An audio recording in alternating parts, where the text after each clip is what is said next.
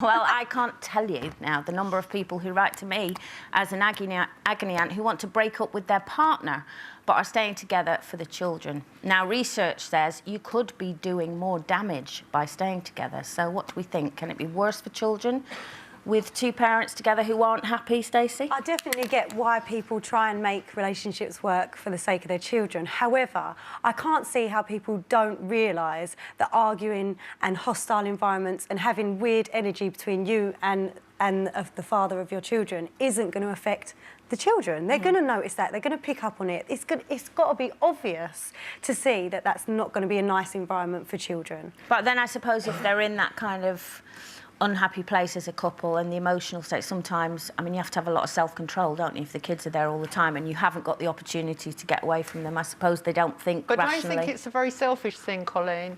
Anyway, it's all about them, not about the children. I mean, I grew up in a house where my mum and dad didn't get on, but they never had any rows. Well, they had occasional bust-ups, but generally it was ice cold.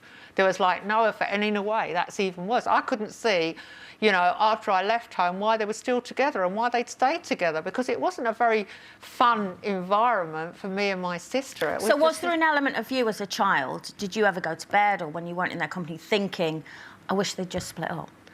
Well, I was thinking about it this morning and I thought, well, I didn't go to other people's houses a lot. We went, you know, we went to school, we went to other kids' birthday parties and so on, so I didn't have a lot of comparisons. I just thought that everybody's mum and dad, you had a dad that issued rules, a mum that shut up and sent him to Coventry for days on end, and then occasionally my mum would disappear and stay with a relative and then come back. And my sister and I think kids just think, well, it's a bit odd, I'll get on with it. Yeah. And it was only looking back on it, you know, in my 20s and 30s, I realised that I am a product of an extremely odd household. And I just think it's cruel.